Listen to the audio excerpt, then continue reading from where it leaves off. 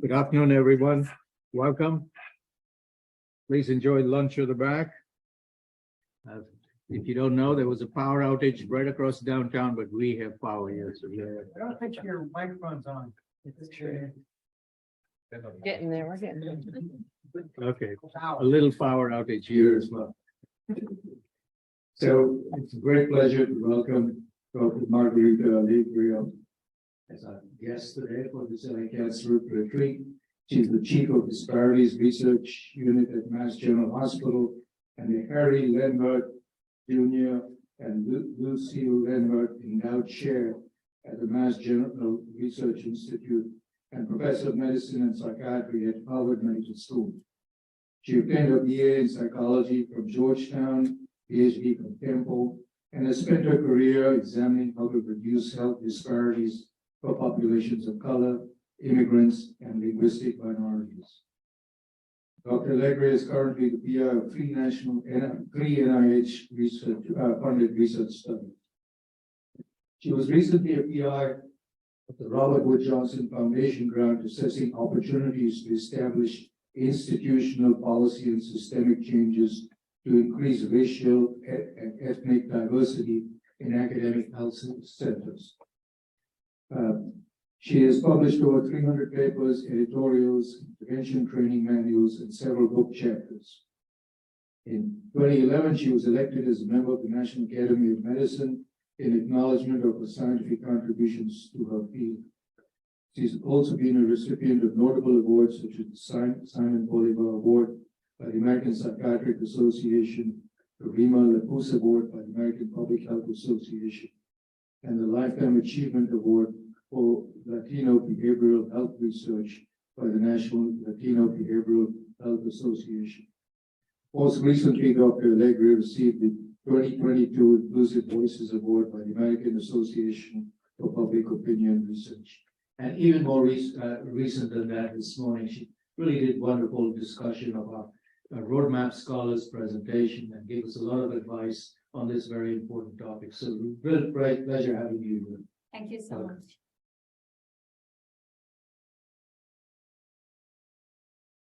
So very grateful to be here. Can people hear me? Okay, perfect. Very grateful to be here and to be invited for this talk. Looking forward to. Sorry, ready for the camera. Okay.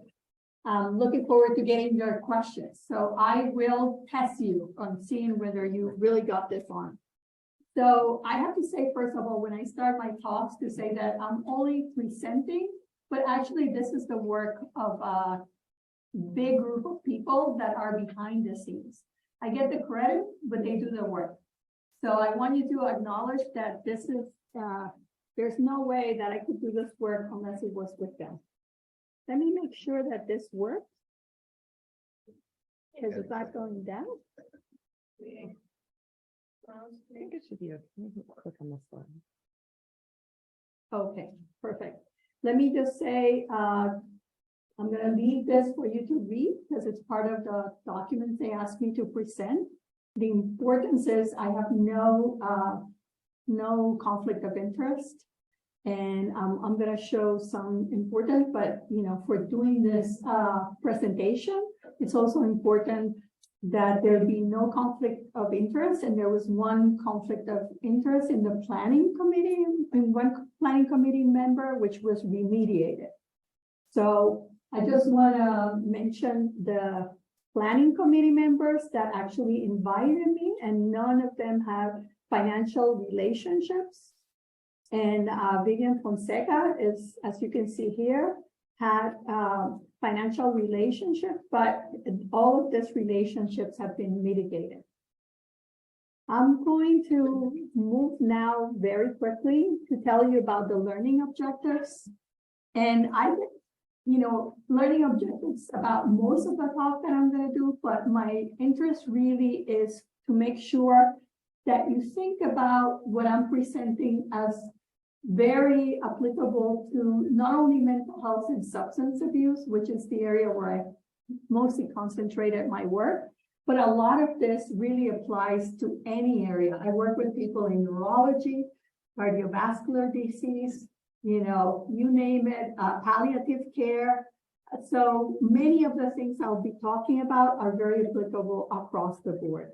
I'm going to I hope that people can identify 2 recommendations for transforming mental health and substance abuse, that they'll be able to state 1 obstacle in providing clinical care across cultures, and that they've been able to name 1 reason for the need to provide mental health interventions to delay physical disability. I want to start with the definition because I'm surprised with how many grants I get to review that don't even have a definition of disparities, but they say they're going to do disparities with it. So to me, it's very important to have what is the definition of disparities or equity that you're going to use for your studies. And here we use the National Institute of Minority Health and Health Disparities definition, which is a pattern of poorer health services and outcomes indicated by the overall rate of disease incidence, prevalence, morbidity, mortality, or survival in the population as compared to the general population. And then here,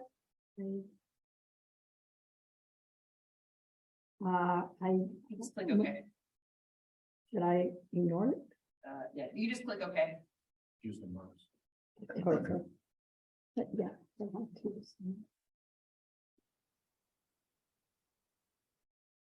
Okay, here we go.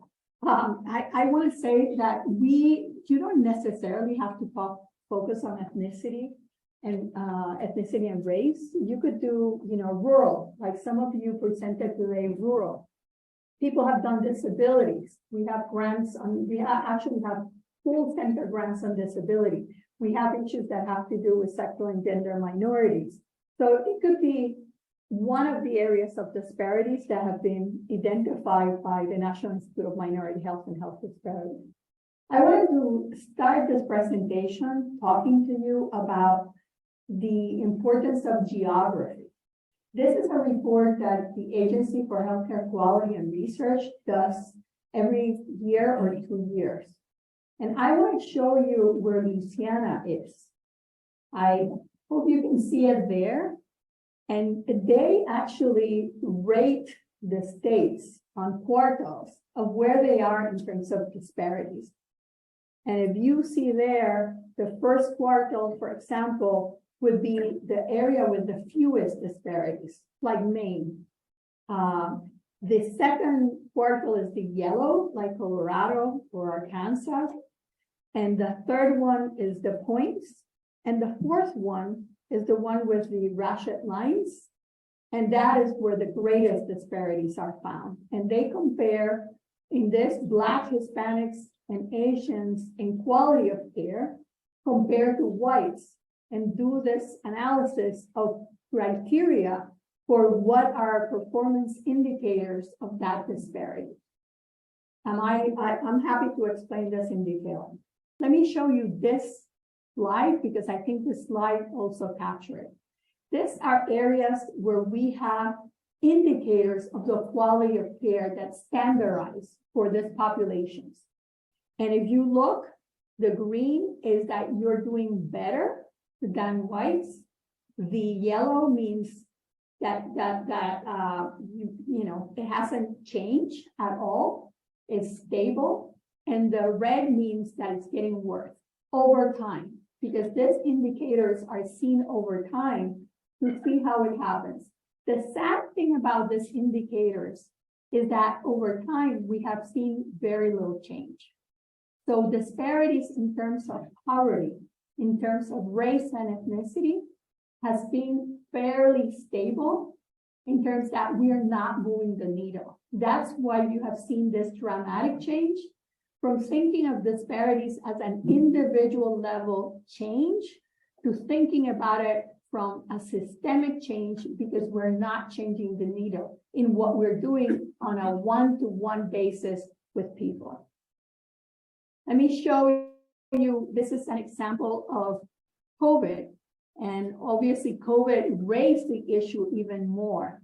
If you look here, the first life expectancy at birth, I think it's really important to see how Latino and Blacks lost 8 years of life expectancy with COVID. The blue dot represents COVID with a medium scenario of what is the loss in life expectancy at birth. Okay, this is the loss in life expectancy at birth. The red dot is what we were supposed to get absent of COVID.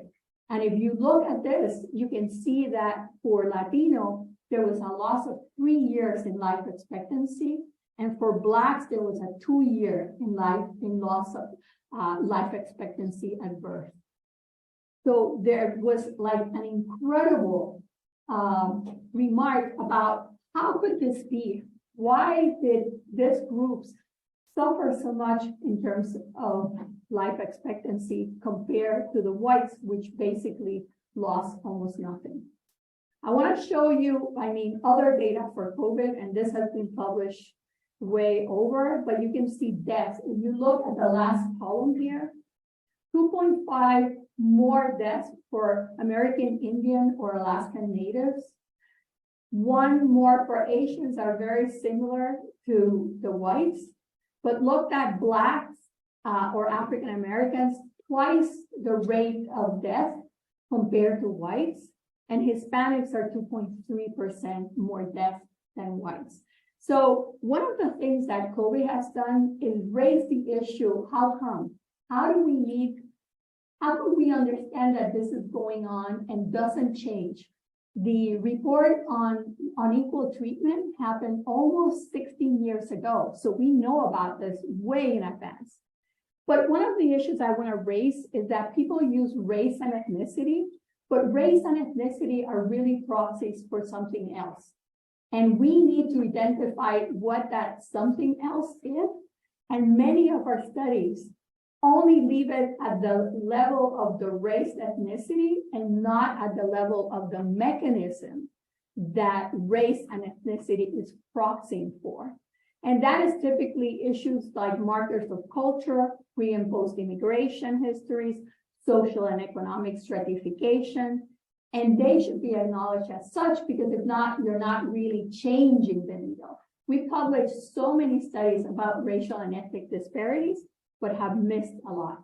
So people have talked about what could explain this disparities, and people have done everything from patient preferences, clinical factors.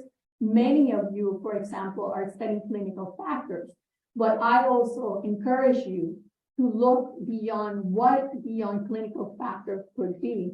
There's issues about communication and trust with the provider, physician bias, fragmented system of care, and settings where they get their care. Right now, to give you an example, I'm working with a group at MGH where we're looking at redlining for cervical cancer and how redlining the areas of Boston, Massachusetts had an impact of what type of care people got that is related to the investment that was put on certain populations and in the healthcare system to actually treat people for cervical cancer. I also wrote a while ago one of the senior associate for the WT Grant Foundation, and we review a lot of grants about mechanisms of disparity. But one of the concerns we have is how difficult it is to identify those mechanisms. And one of the things they asked me to do is to write about why is it so hard to identify the mechanisms and to change what happens.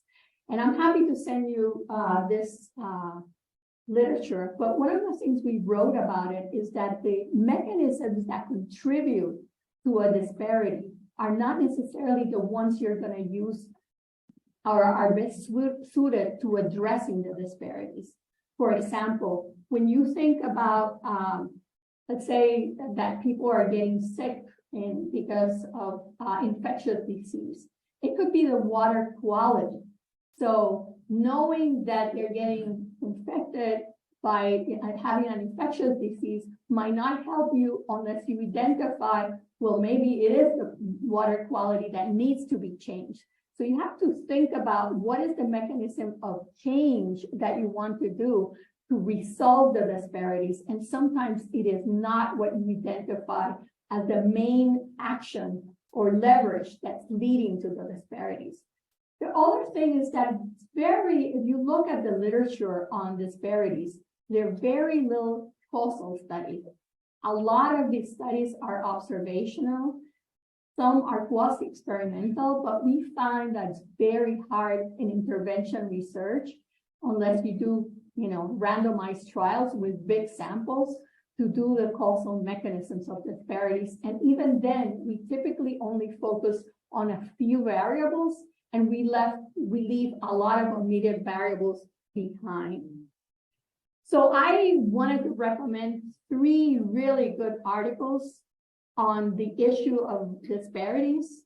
One is, this is a seminal paper that came out by Phelan and Link, talking about, the reason we don't see changes in disparities is because every time people find what is gonna be like, for example, statins to decrease the level of cardiovascular disease, a certain group of people that get the treatments and others do not, or they get it much delayed, or they don't have access to the treatment. So don't try to think that this is going to get better unless we really work at more higher levels, like policy levels and other levels that really are going to change who has the power, who has the prestige, who has the opportunities. And this has become very important. The other one is work by Nancy Krieger, and she has updated, and I'm happy to send you a whole literature on different mechanisms of disparities.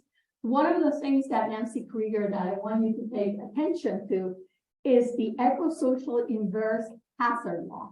And we see this very much, which is those with the fewest resources tend to accumulate more hazards, such as discrimination, deprivation, harmful exposures, all that contribute to inequities. I recently worked with a group on environmental health, and it was fascinating. It was actually a group for the National Academies of Medicine that we were doing, 2 seminars on environmental health and mental health. And it was amazing the issues of environmental health that are so tied to the disparities. Air pollution, lack of green spaces. I mean, there are so many things like in the heat that really are tied to what you see in terms of the outcomes. I also want to recommend the work by Michelle Lamont at Harvard. Michelle Lamont is a sociologist, and she talks that, yes, there are all these mechanisms operating, but how come we reproduce those same mechanisms so that they maintain the same disparities over and over again? And she talks that what has been missing is the cultural processes that we use, and in terms of how at the individual level, there's cognitive processes of how we treat people to create that level of position where people feel less. And it also influences the macro level, who gets resources and who doesn't. Let me give you the example of COVID, because I think COVID was great. When we started with COVID, one of the things of who was going to get the ventilators was people that had many comorbidities were going to not be included in the ventilators. But guess who had the comorbidities? Racial ethnic groups were more likely to have the comorbidities, and the poor. So they were in a certain way partly excluded from getting that first round. Same things we found of now the medications for COVID, if you think you have COVID. Same things in terms of groupings and classifications we make of people where we give them less opportunity to come in. One of the areas that we are looking, and people can probably have seen some of the literature coming out, it's actually looking at artificial intelligence algorithms and how the artificial intelligence algorithms for certain conditions and for who gets prioritized for certain medications, etc., have inbuilt in them this area that I'm talking about, cultural processes and causal pathways to inequality. So these are things that need to be taken into consideration. I don't know if you've seen, like one of the areas that people are now studying more are the text notes of physicians and actually looking at the labeling that physicians use for certain populations and how that labeling, and this is what she calls social categories that create social psychological schemas.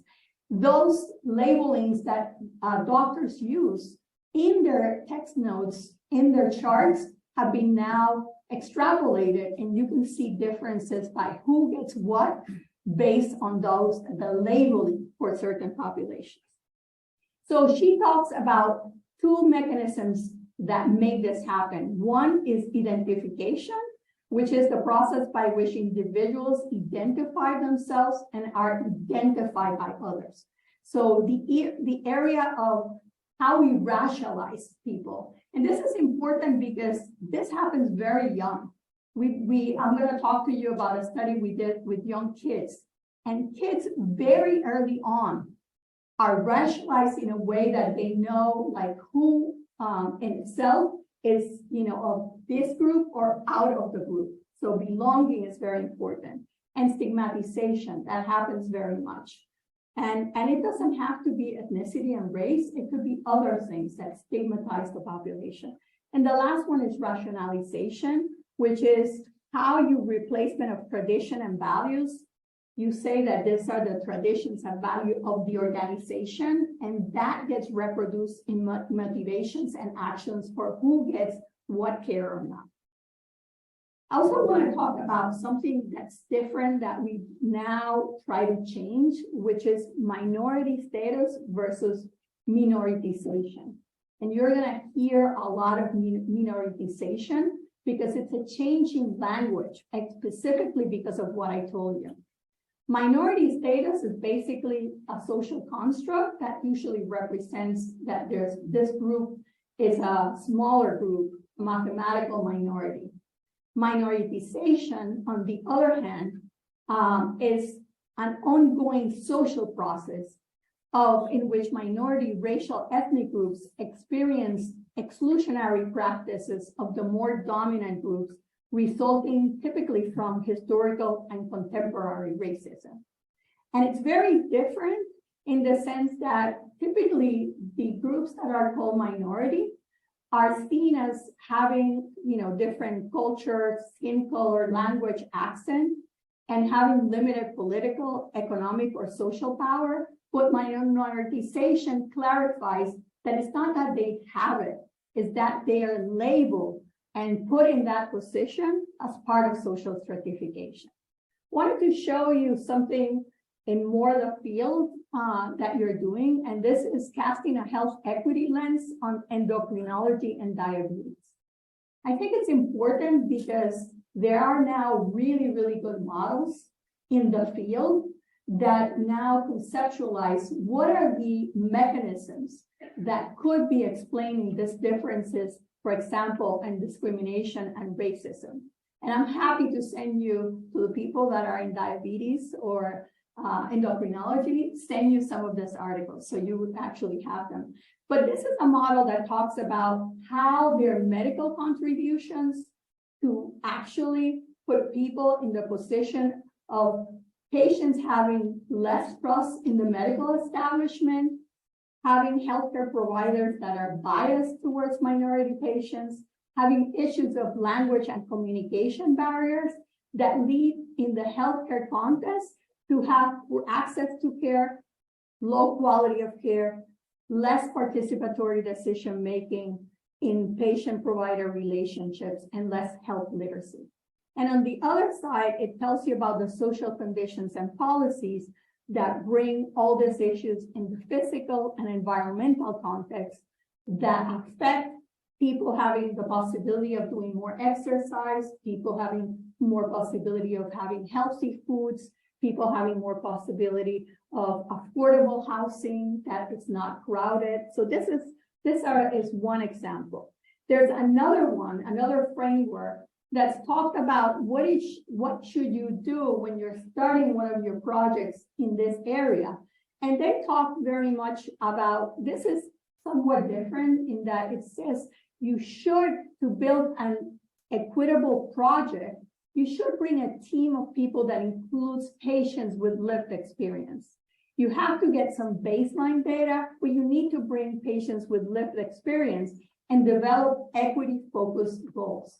And I see that a lot of people talk about race, ethnicity, but in their studies, in their R01s, there's no equity-focused goals. And that is, I think, partly a tragedy. I also think that you have to think very much, what are the pathways that you're going to concentrate your studies on? Because you can't do all pathways. So I'm going to give you the example of something I did for mental health and substance abuse, because I had to do 6 different studies to actually look at different pathways that I thought were responsible for that. Here, it also talks about the importance of trying to brainstorm possible improvements, because if you remember, I said the causes are not necessarily the solution. So you have to think about how are you going to solve, and we saw that today with the scholars that talked today about thinking about what you need to move it, not only from identifying the causes, but to bringing in the solution. This is another framework I also recommend. It's for equity impact in obesity prevention. And you can see here that they really break this up in how do you reduce deterrence as potentially policy and system change interventions, all the way from promotion of unhealthy products, higher costs of healthy foods. All of those are deterrents for people not getting obese, and issues of social exclusion. They also talked about the importance of building community capacity. And you will see that 2 of my grants that I'll present today are really building community capacity. I think the time for thinking that everything is going to be clinic-based is running out, even in my hospital. And I get paid by the hospital, by the way.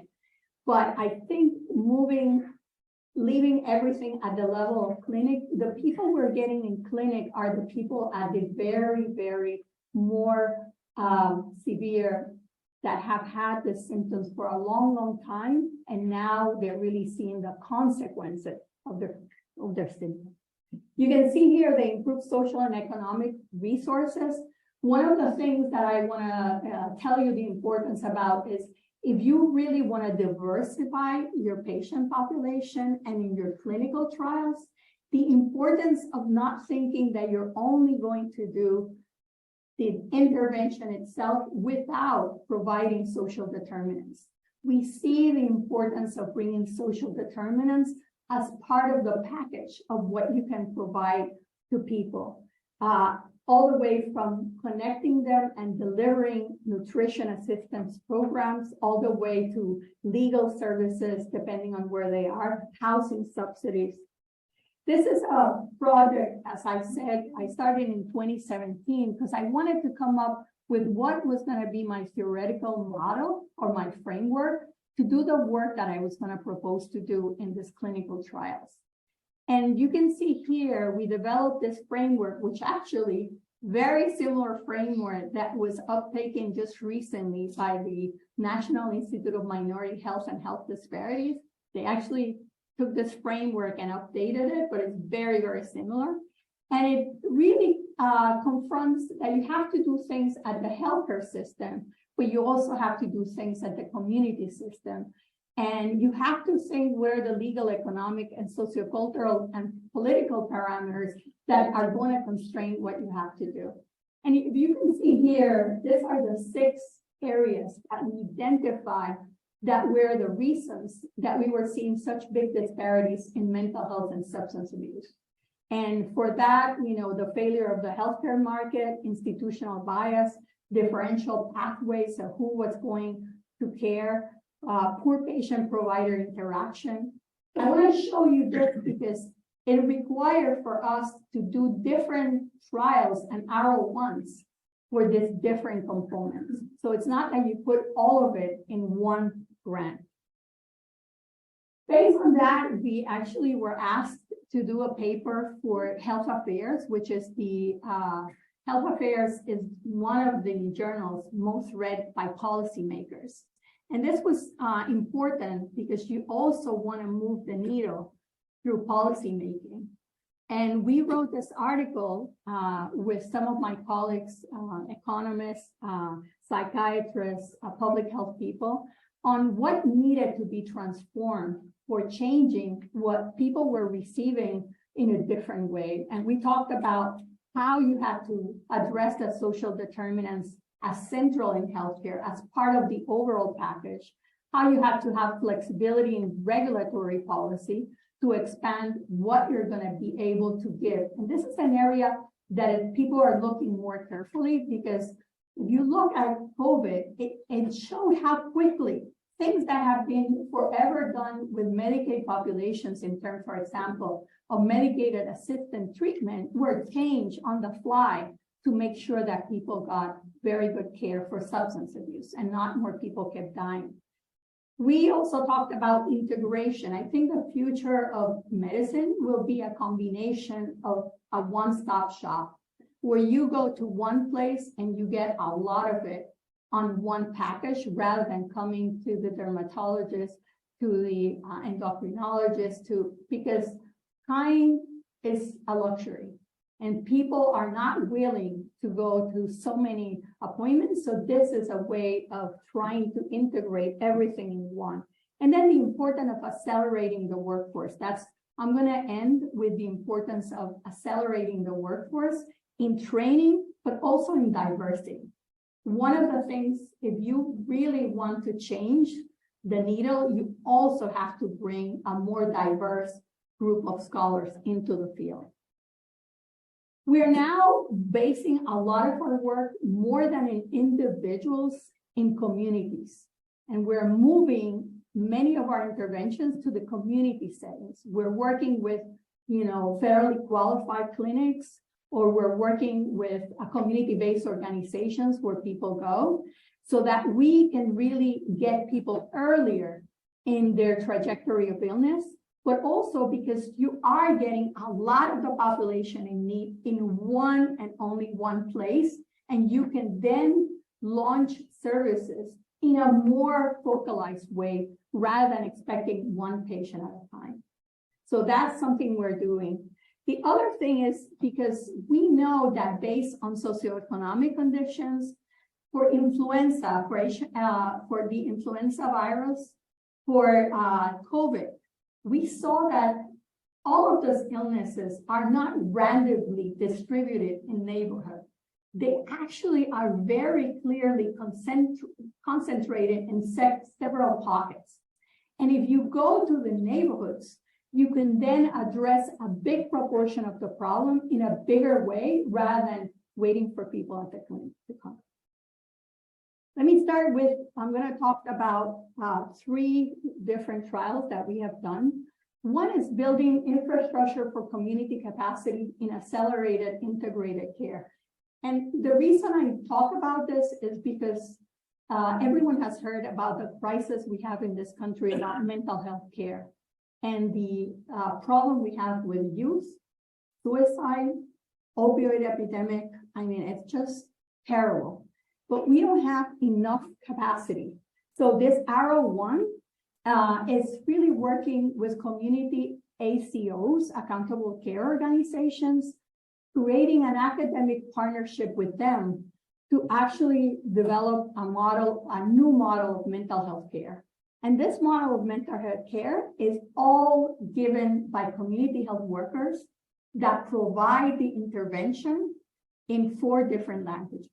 Not every single language is by one community health worker. Typically, community health workers speak 2 of the languages. And we launched the study with these 4 languages, where right now, as I said before, we're doing Spanish, English, Mandarin, and Cantonese. We are moving to Haitian Creole, Vietnamese, Arabic languages to try to expand the pool of populations. And this will be something that will be required of the clinical trials.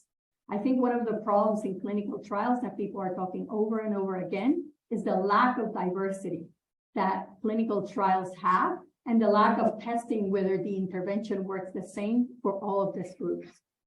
This creates some problems, and I want to say that it's not very easy. It took us 15 years to be where we are, partly because we had to create an infrastructure that included culturally adapting evidence-based treatments. So we had treatments that we would work with that population, adapted to that population, culturally adapted. We had to see what studies had done with enrolling diverse populations that we could compare to our outcomes. And we found actually, if you look for language, you'd be amazed how few studies are done in different languages than the actual English or Spanish. And we also have to see how do we create supervision in that language so paraprofessionals or community health workers can provide a trial. This is a huge trial that we're doing. We screen people with an adaptive test, and this is something that actually could be done for some of your studies. An adaptive test is like the educational testing services that it doesn't give you all the questions of the survey. It's done by a psychometrician where they give you, like in education, questions that if you answer the lower level questions, then they skip you of a lot of questions and bring you to the next level. And if you do those, you're skipped. And therefore, this screener for mental health that would typically take us an hour and a half is done in approximately 15 to 20 minutes with an adaptive test. And that could be done for a lot of the illnesses, but you need a good psychometrician that can do that work if there are options like that for your area of expertise. But with nutrition, for example, that might be something you might want to think about. We screen approximately 6,000, so it tells you what big a population you have to get between Massachusetts and North Carolina. We had a flexible approach on enrollment, meaning that if people were not ready to start, they were not screened. But once we screen you, we found around 1,200 people eligible for the trial with a baseline assessment, and then they were randomized to either usual care group, which we call an enhanced usual care group, or to treatment with this intervention. The intervention was basically 10 sessions with a bi-weekly evaluation to see how people's depression, anxiety, and suicidality symptoms. And then they had a care manager, and both the control group and the intervention group had a care manager that could actually provide connection to services. One important thing that I should say, and this is paid, by the way, by Medicaid. If you know, I don't know if in your state, but in Massachusetts, every federally qualified patient has to go through a social determinants of need. And that gets paid as part of the process, and you're supposed to connect them. But what we found in those social determinants, you need the referral by itself. We tested this just recently, does not make anything. So you need to actually make sure that you connect the person to the service, and that is going to require more. But the interesting thing that we found in this study is that people that got more referrals were more satisfied with the quality of care that they got. With the people, we evaluate them 3, 6, and 12 months in follow-up. This is, I'm not going to go into much detail, but the other thing I see in a lot of the R01s is people do not really specify what are the mechanisms that they think are going to make a difference. And here in this study, we said mindfulness, psychoeducation, and CBT skills were going to be the mechanisms by which people would lower their symptomatology. And we were very specific about what were the components of those 10 sessions that community health workers are giving themselves, supervised by actually a clinician. I'm not going to present the results because since I knew that I was going to be taped, we are in the process of writing the results. But I do want to tell you that the findings were very, very promising. We find that the intervention worked for the four different speaking groups. It actually worked especially very well for Asian population, which was interesting. But also for the Latino Black population and also for the white population. So it worked across the board for everyone. But one of the things we did, this is something that maybe, I don't know if many people do, but this is a hybrid effectiveness implementation study. So it means that once you test if it really works, you move on to implement it, to try to build that implementation at different sites across the country. So I don't recommend these studies because you're doing 2 studies in the time of a 5-6 year plan, because it's very hard to be able to do the study and then immediately move from the effectiveness component to doing the hybrid implementation. But we've learned so much from doing the implementation. So we call it strong minds, strong communities. We are training people in community-based organizations and in fairly qualified clinics to be there and do the actual intervention. And they're supervised right now by us, but then we shadow it to someone that will be supervising them in those areas. And the good thing about this implementation is that we are getting so many people that are interested in learning exactly this, because it would clear away the shortage that people might have in terms of getting access to resources. So for example, that we have clinics, especially Mandarin and Cantonese patients, that they're sending them over to start, with our intervention as a way to go. This is, I'm not going to go in much detail, but it requires a very different training approach. If you're doing it with community-based, no longer as part of a research component, where you're actually training people in the community to stay with what you're doing and adopt what you're doing.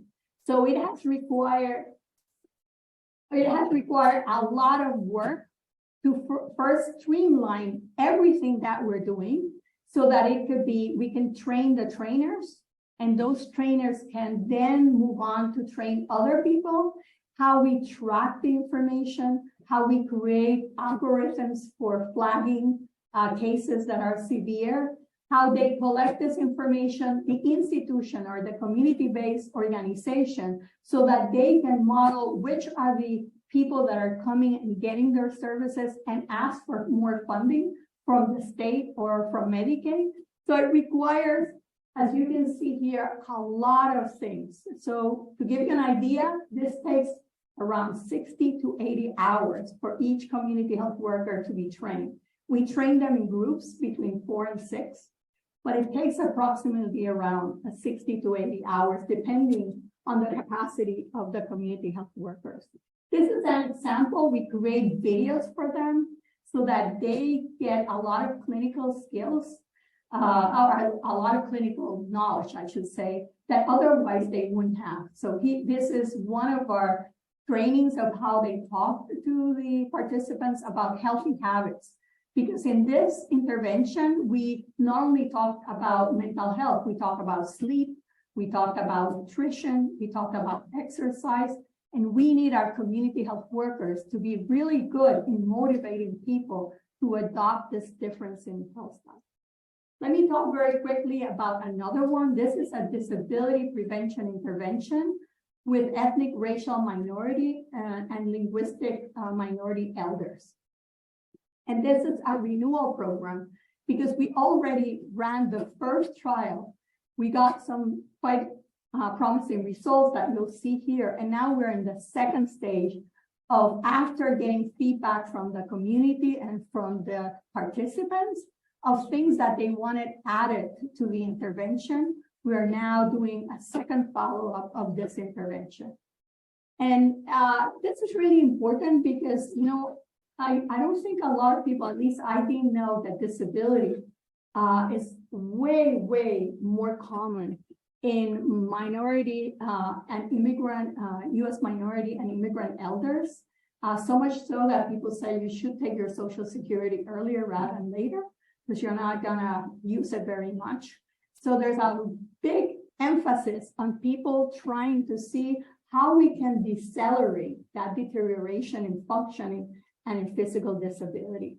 And we know that physical disability creates people to have depression and anxiety, particularly if they're losing functioning, but the other way around. We know people that have depression and anxiety start showing effects of physical disability. And that limitations in mobility, like limited walking speed, are subsequent predictors of disability and also healthcare utilization. So what we did is we tied two components.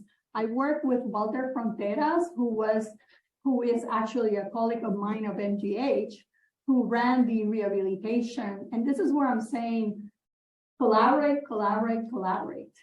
So Walter does a lot in rehabilitation medicine, and I was doing more work on mental health and substance abuse. So we joined two interventions for the elderly that include these two components, a mental health component and a disability component. And we took this intervention called INVEST, which is a tested intervention with evidence, to then do it in 4 languages and prepare it so that people could have the intervention. We really use certain instruments like life functioning and disability instrument, which assesses functioning and disability. And we definitely wanted to see the performance in how people were doing in terms of different things.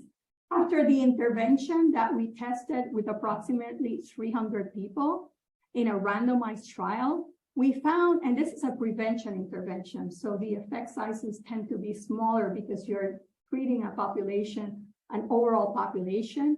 And we had a lot of people that had mild disability. They didn't have like moderate to severe. But what we found is people did quite well. The intervention is only for 6 months. After actually in the 12 months, they did even better because the intervention and control separated from themselves. The red is the intervention and the green is the actual control. And you can see here higher scores are better. What's really important about this intervention, and I'm going to show you mental health. This is the Hopkins symptom checklist, which measures depression and depression and anxiety. And this really talks about anxiety and depression if you have symptoms.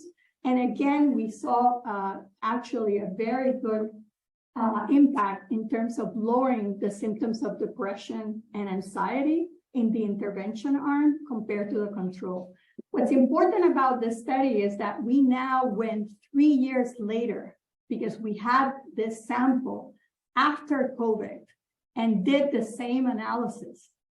We went back and we were able to get more than half of the sample.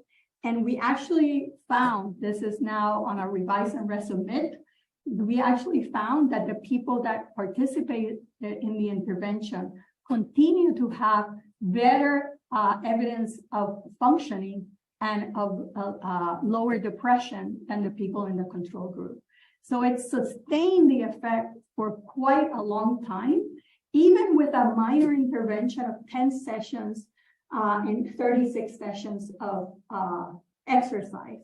And as you can see here, we were able, in the intent to treat, we show significant intervention effects in improving late life functioning and lowering symptoms. And in the 12 months, we showed self-reported disability going down, disability days, and mood symptoms. So we think this is a really a positive intervention. Let me talk very quickly. The last one I'm going to talk about is an intervention we did with youth. Because I also wanted to say, you might want to use different methods for what you're doing. And this is a study we started doing actually with 4 community sites that are part of the satellite of MGH. And they are in 4 clinics. But what we found is that when they do the environmental scan of how people are doing in the youth behavioral risk profile, we found that those 4 sites were doing very poorly. Youth were showing very high rates of mental health and substance abuse. So we wanted to understand what was happening in those neighborhoods, those 4 neighborhoods that was getting youth to not do well. And this is important because we had already done a very big trial with approximately 2,000 people, showing that the interactions that people have, that youth have, really are very, very important in how they do in terms of their mental health and substance abuse. And we know that interpersonal relations, perceptions of how people are perceiving them, their social position, the social stratification, if they live in a neighborhood of segregation, were all things that could affect their mental health. So we wanted to study how this had an impact. So we used photo voice, which is a great method if you're trying to get at something that is very nuanced and it's hard to understand, like how is it going on in that environment. So youth were supposed to take 40 pictures over 8 weeks of basically this type of what was happening, what were assets in their community, what were problems they were confronting in their community, what was happening in terms of their relationships in the community, and really to try to solve what they thought could solve the problems of what they were seeing. The idea behind all of this was that they could present this data to their community and to policymakers in the community and tell them, okay, what do you think we should do? And then select something that they wanted to work about. The idea behind us was they're gonna come up with a mental health intervention, which is where we thought we were going, but that was not the case. Youth actually said, the problem is not us. You are giving us like we are the problem, but actually the problem is not us. It's the environment in which we're in that takes away opportunities where we don't have certain things that make a big difference. So they actually turned the whole switch around and said, you really want to do an intervention for us, with us, then change your intervention. It shouldn't be a mental health intervention. It should be a different type of intervention. They identified assets and challenges, and they were not exactly the same assets and challenges in all communities. So there were differences and there were some similarities, as you can see here. But certain groups said, we need a youth organizing space where we can meet and socialize. Others said, we need upkeep of our neighborhood. Trash was a big, big problem that they talked about, and how that diminished their self-worth because their places were so dirty, people were not paying attention to providing safety on the road. So it was really interesting to see what they said. So we merged in this study what is called a multi-level mixed method research design with a participatory social justice research design, where we combine these methods so that we could guarantee that what we were creating had relevance for youth, that the design and methods created an understanding of what should be prioritized for the purposes of the intervention, with the voice of youth being amplified to identify components that they thought were of merit. And on the other hand, in the participatory social justice, you're really looking to the problem through the eyes of youth. And this is something we're not doing enough in our studies. We are doing the view of what's the problem through our eyes, not through the eyes of our patients and our communities. And therefore, we're missing a big chunk of what is the problem. We're defining it in ways that are not necessarily the correct way. To make a long story short, this was only based on 80 youth. They had 4 trainings. In each training, they had to bring 10 photographs. We did provide the cameras. And then we also, in the second year, brought them to a community forum where the youth themselves presenting their findings and then discussed with the community. And they had groups as big as 40, 50 people from their community that came to see their pictures and see like what were they saying, and then they discuss in those community forums what should be prioritized. And finally, we went into a collaborative intervention development. This is an example of the mixed methods that I was talking today in the earlier session. How do you combine this? So you make sure that it's integrated. This is an example of a picture of the census tracts of this neighborhood in Charlestown, Massachusetts, which is actually quite small. It's 1.4 square miles, but you can see here it's incredibly segregated. The green is predominantly white, the blue is predominantly black, the purple is predominantly Asian, and the pink is predominantly Hispanic.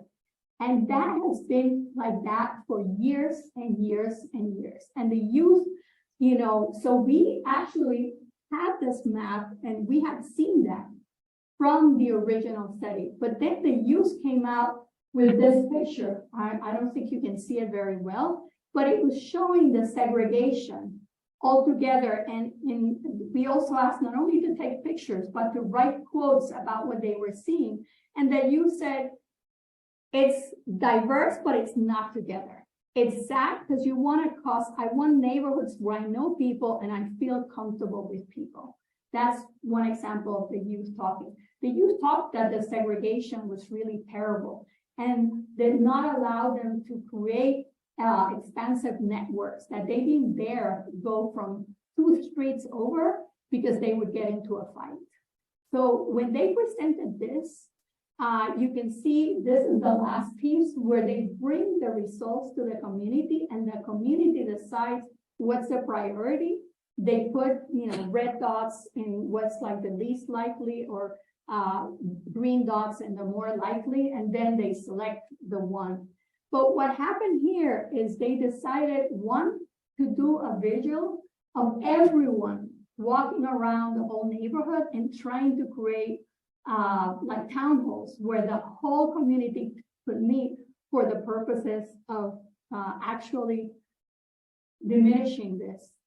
The end result is you said we want a civic engagement and civic leadership intervention. We don't want a mental health intervention. The problem is not the actual youth. The problem is we need to be more empowered to be able to see how things that affect us can be moved forward to be changed. And I have to say this is very important because a lot of the civic movements in this country have been done by youth. You see the issue with nonviolence, you see the issue with many areas, it's the youth that are bringing it, and that's what they say. We need to have civic engagements and bring other adults that might want to also collaborate and help us support us for this intervention. We developed the intervention with the youth. The youth said they wanted that we do only half of the introductory piece and they would do half of the other piece. So we created 7 sessions, you know, that is by facilitators and 5 sessions that's by the youth, but actually 7 sessions by the youth. But one interesting thing about this is that we actually have tested this model now in a pilot, in a small pilot, and especially in Metco, which is the biggest disaggregation movement in the schools where they bring Black and minority youth to magnet schools. And the youth loved it. They really said this is perfect for us. And now we put a proposal with Metco and with other, and actually in Chicago, with another group in Chicago, to test this intervention in a big way in 2 big systems of education. I want to tell you 3 things that if you want to really make a big change in moving the needle, I think one has to be a paradigm shift from the individual to the system and the policies. That's why I was saying, try to see if you could talk to policymakers, even about your results, to move it. How can it be moved to the next level? I think workforce infrastructure alignment of services to needs to be better matched.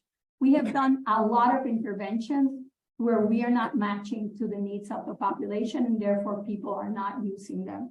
And then I think one of the things I highly, highly recommend are research community policy partnerships.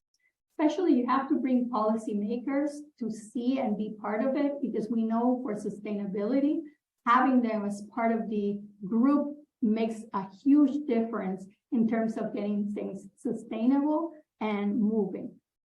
I want to show you, because yesterday night we talked about the Robert Wood Johnson, and this is a study we have done on it's called the learning assessment. I won't have enough time to talk about all of it, but I want to show you what we found. This is a study that we did to try to find out what would be the best mechanisms if we wanted to recruit, retain, and promote more ethnic racial minorities in the health sciences. What is the best evidence that is out there to do something like this? And it was based on, it was a 14-month, study. And I have to tell you, they said that, if you want something done, get someone very naive that doesn't know what they're doing and invite them to do it. Because when we saw what we had to do, it was massive. This was really needed a huge personnel, and Robert Wood Johnson was great and supported us along the way, but it's a massive undertaking because it included a scoping review.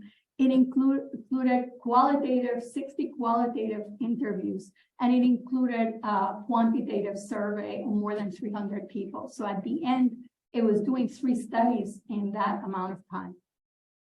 I wanted to tell you one of the things we found in the scoping review, but it actually was found also in the survey and also in the qualitative aspect. One of the things that if you're going to invest is institutional partnerships.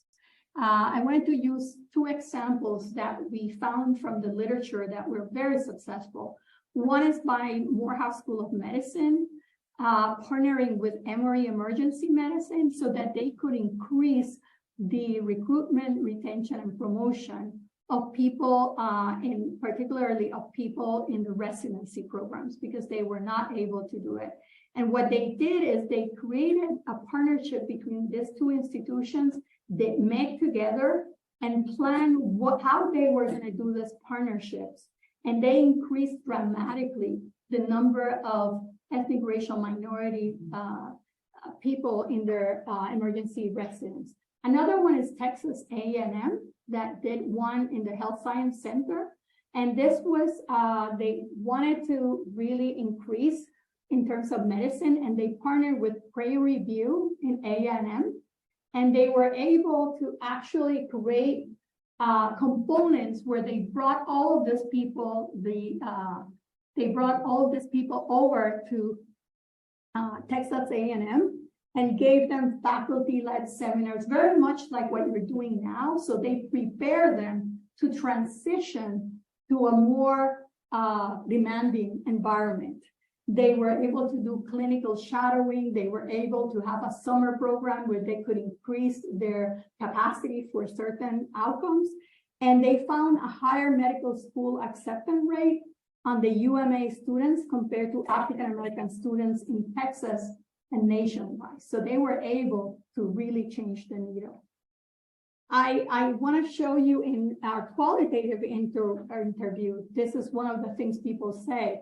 The largest barrier is the failure of senior leadership to buy in, engage, and support programs that do this.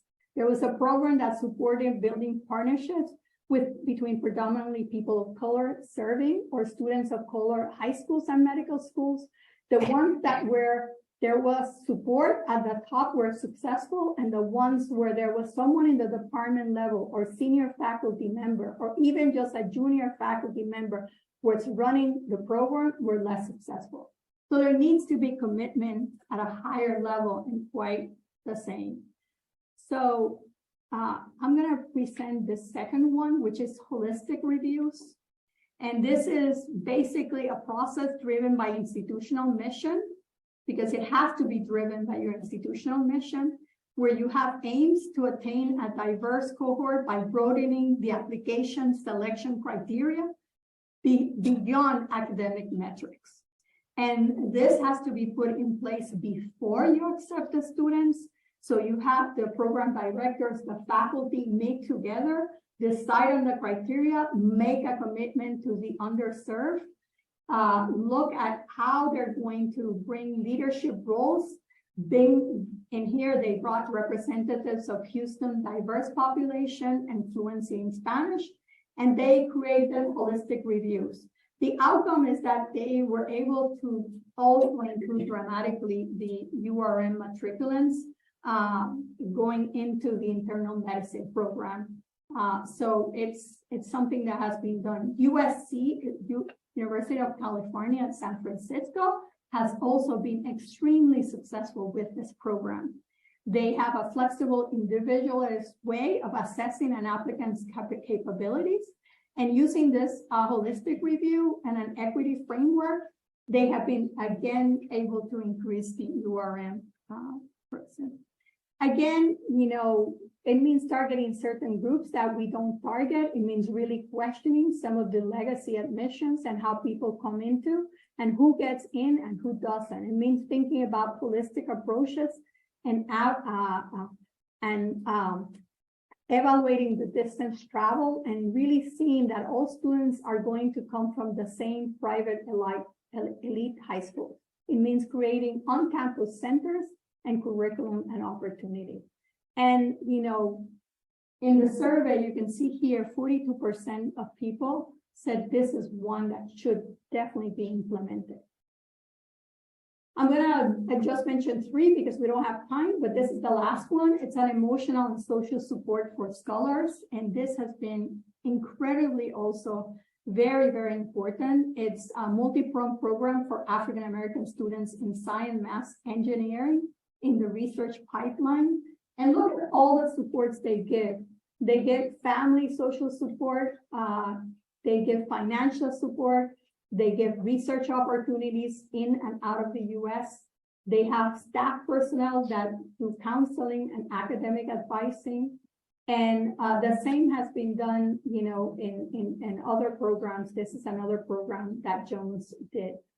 I'm going to stop there so I can get some questions, but I want to thank you all for staying so long to hear all of this. Thank you so much.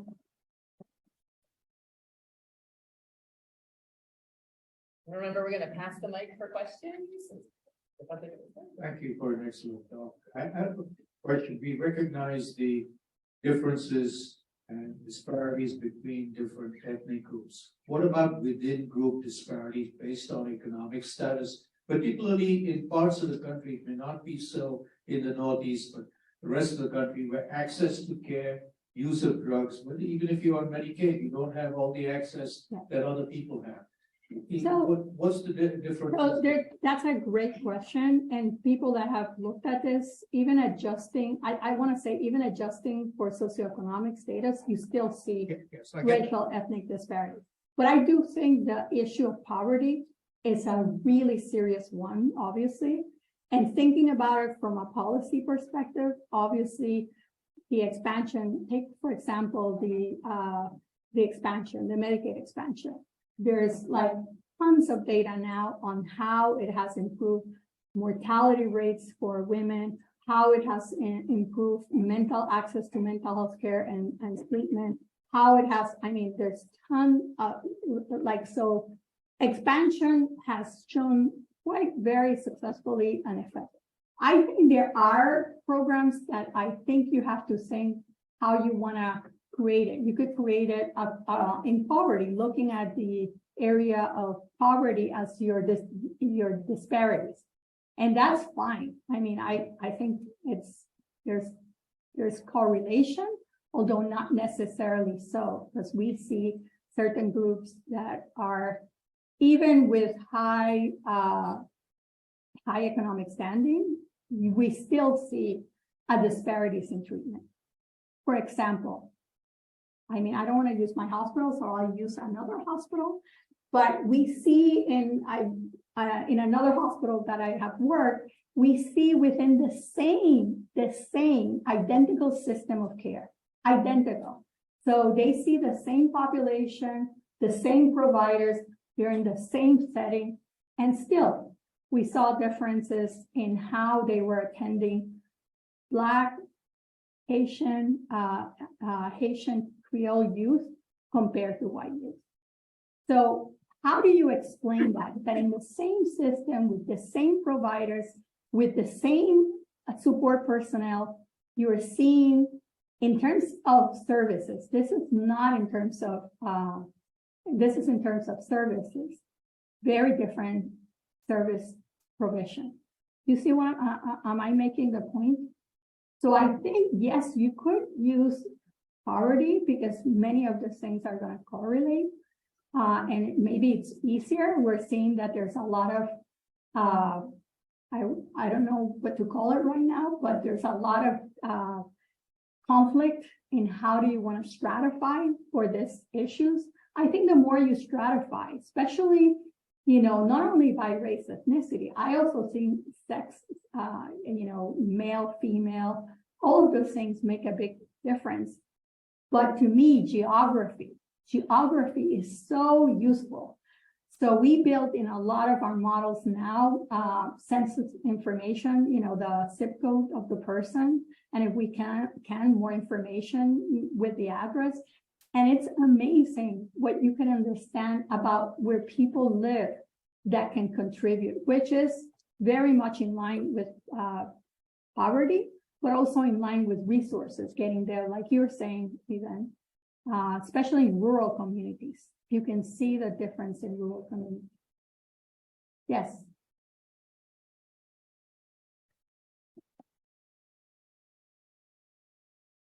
Thank you so much, Dr. Alegria. You mentioned the magic word, Medicaid expansion. Of course, we're about 2 months away from a significant Medicaid contraction. When the emergency order expires, I believe the state of Illinois is projecting 700,000 people will be dropped from Medicaid rolls in that state. I suspect the Commonwealth of Massachusetts may buffer that in a way that other states that did do Medicaid expansion will not. And I wondered, this is a research talk, do you see that as an opportunity to further study your hypotheses with regard to the enhanced access and its effect on these health conditions? Thank you for asking me that question. Absolutely. I think you could do a difference type of study and see people before the expansion, during the expansion, and after the expansion ends, and see exactly and test exactly what you're saying. So you could do this, you know, this is a straightforward difference type of analysis to see whether it was the policy or something else. So I completely agree. I mean, there are other issues that you might want to look about how services, how our states, and this, I'm sure someone's going to put a grant on this. And if you have it, this would be a great grant to do. What are other mechanisms in terms of policy or in terms of trying to fund those people that were left out? If that also makes a difference, because that's going to be different across different states, depending on how much funding they have and whether they can move other funds to cover that population. So you could actually look not only at the effect of whether it was the expansion of Medicaid or whether, depending on how you structure the next coming. And I mean, everyone's talking about budget cuts to Medicaid. I mean, at least we hear a lot about it, even in Massachusetts. So we're going to have to think about like what's needed and how do we identify the policies, but also where should we be spending our dollars? This value base is going to be important. But I think beyond that, this issue about how do you move, to me, one of the biggest failures we have done is not invest more at the community level. Because if we were able to move at the community level in things that are actually not necessarily medical care. I mean, we know for a fact that there's many things at the community level that if you change, you can actually get a healthier population. Yes.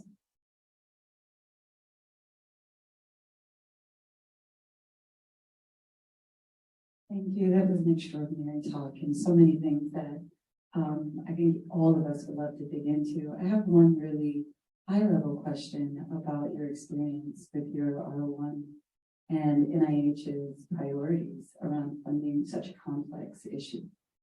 Yeah, so that's I've been for many years. I was for 14 years a reviewer of NIH grants, you know, in different sections. And I've been fighting with NIH because I really think 5-year grants are not enough, particularly because, you know, it's some of these conditions, if you really want to have a bigger impact, particularly in prevention, you need more time to see the effect of some of these interventions. I don't think they're changing. At least I haven't been able. I hope maybe your generation of scholars can convince them. But what I do recommend, and this is very important, is that you try to tie your studies one to the next. So, for example, in the study of disability prevention, we have been able to follow those people not only for the first 5 years of putting the grant, but you know, and running the trial, but actually we follow them after to see what has happened to them. And did this intervention had any effect after a long time? And we've done exactly that. We had a big project in the South Bronx in New York and in Puerto Rico looking at youth. We followed them for 15 years. And we are now seeing the changes that we didn't see when they were very young. Now we see changes that are very unexpected to what we thought after we see them as emerging adults. So having long-term cohort that you could follow, it's an incredibly good investment, particularly for this actual study. We have to join 2 R01s. One of my colleagues had a grant from NIDA and I had a grant from NIMH. And what we did is we joined both studies so that we could really, really go after people everywhere. And we're able to retain 82% of the sample after all that time. But it requires, you know, partnering and having big samples. That study had more than 1,000 youth in Puerto Rico and more than 1,000 youth in the Bronx. So it allows us, and that's the sort of thing I've been telling NIMH and NIDA and the other institutes. I think priorities.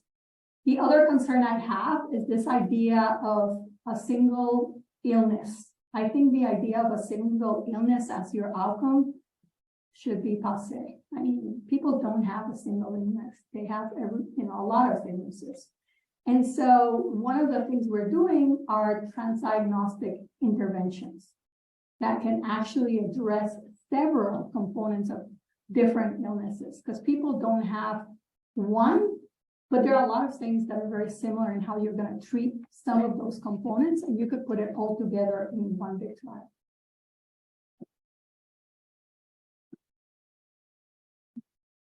This might be being recorded, so I don't want you to get fired. There's a big P and a little P, policy-wise and politics-wise, in trying to do more disparities work. We're seeing it in different states, and I'm just wondering what your thoughts are in the movement forward, or how to wordsmith things that don't get looked at and separated and cut up and ultimately. So I'll tell you 2 things that have been the most effective in working with Big P, which has been, the first one has been writing about it in recognized journals and having very good evidence when you're writing a piece, so that you, when you argue or you're presenting your case, you can really give enough information and have enough credibility, so that people see that as something that can help them guide their work. So that has been very useful. Like this study that we published in Health Affairs, I mean, it's been very, I mean, people said been very influential. We published a paper on cannabis, the effects, the benefits and consequences of cannabis in a National Academy of Medicine report, and that was very influential for policymakers. Even Nora Volkov changed some of her views about cannabis from before. I mean, I think she changed because later on she was willing to let people do certain trials on cannabis. And so that's one area. The other way we've been more successful with policymakers is partnering with them and helping them in something they're interested. The Medicaid study was something like that. We partner with people in the Office of Mental Health and Substance Abuse in New York and said, this is for you. I mean, the good thing is, you know, they knew us from other work and they were willing to trust us to do, and then we work with them all along the way. So when we developed the performance metrics, we met with them, we showed them how we were constructing the performance metrics. We show them like who are our consultants for all the different areas. We show them data so that they could look at the performance metrics. So we went all the way with them. And then they said, we're very interested in disparities. Can you do some analysis for disparities? So we did some analysis to see if it was the plan or if it was geography that really was explaining some of the disparities. And actually we found that it was, you know, for geography, only for the Asian sample, it seemed to be geography, but we actually found that for it was not the insurer, so it was a higher level, that it was the policy that you need to change because it was not, the insurers were doing all the same, pretty much all the same. And so that's the sort of thing that I find that if you get connections and work with them, and they're very good, actually, they're very good programs to work with policymakers. I really recommend Academy Health. They have a program that you go and work with them. I mean, not there all the time, on how to talk and work with policymakers.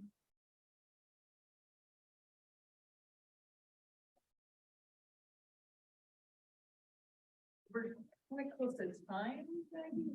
Yeah, let's take that last one. And I was hoping Patricia was going to ask. I will leave it for late. I very much appreciated one of your recommendations from the public health perspective to shift from the individual focus to institutional focus. But I wonder if you have any recommendations for smaller groups, for example, at schools or universities or workplaces that are just small groups of individuals dedicated to improving diversity or equity at their institution, what your recommendation for their focus would be. Yeah, so you should look at the work of Anne Thorndike. She does a lot of work on nutritional aspects. They were the ones that actually were very successful in getting the school systems to change the type of foods that were being offered to youth. And so work like that is very influential, because if you change it in the whole school, and instead of giving pizza and hot dogs and whatever, you change what people are being given, you actually change the components of the access to what they have. And so that's the type of work that has been done in schools. I think, you know, the other one that you've seen is the putting the calories.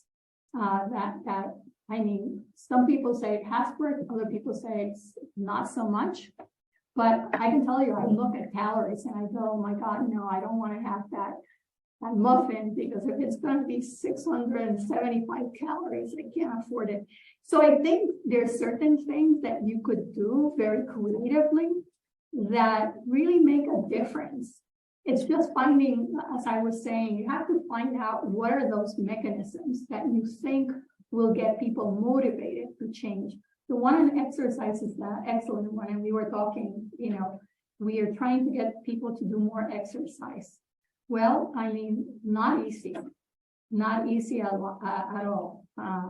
And so what are the things you could bring? So we got them videos so they could play the exercise at their home, so that they don't have to go out if they don't want to go out and it's cold. So we create lots of incentives for you to do it, and then we help you track it. One big thing that we have seen in all of this work is tracking the desired outcomes is central and ideally in a dashboard. So everyone knows what's happening, especially from a hospital perspective. Creating a dashboard that really tracks how the different, how endocrinology is doing, how, cardiovascular is doing, oncology is doing. Really, we found, for example, areas that we were surprised we were doing very poorly, and other ones we were surprised that we're doing so well. So it's interesting to try to do those things. They matter. Thank you so much, everyone, for being willing to do that. We'll take a short break and then have a session on what we do as CaTS going forward. Everyone's welcome to stay.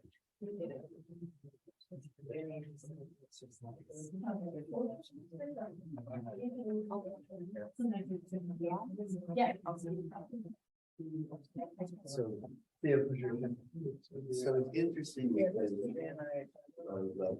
big thing was, all right, so if you go during stuff and poverty areas, policymakers are